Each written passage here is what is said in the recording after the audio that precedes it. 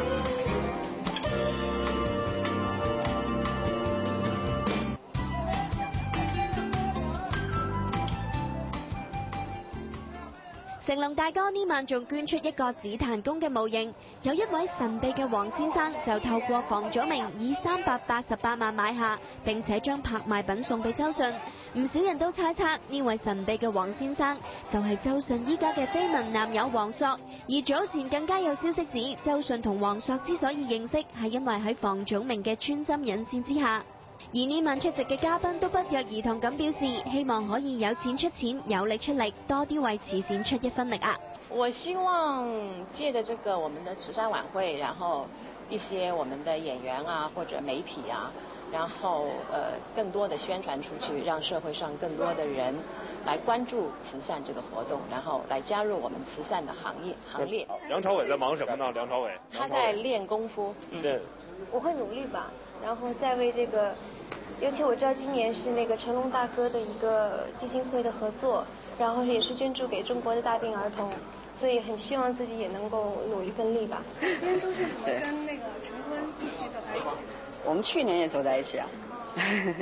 因為我們是非常好的朋友，然後也是就特別有緣，就是一出電梯就碰到了，對，也沒商量好，對，但是我們一看，誒，那我們就一塊兒走吧。今年係中華人民共和國建國60週年，近日就有越嚟越多嘅慶祝活動。咁唔知一班影星喺10月1日又有咩慶祝活動呢？媽媽會在香港看電視，我現在很努力的在拿票當中，希望可以成為那天國慶的其中的一份子。這是國慶啊，然後60週年啊，是大壽。那留在北京感受這個氣氛，就像奧運一定是要待在北京啊！我真的建議大家在這時候感受到這個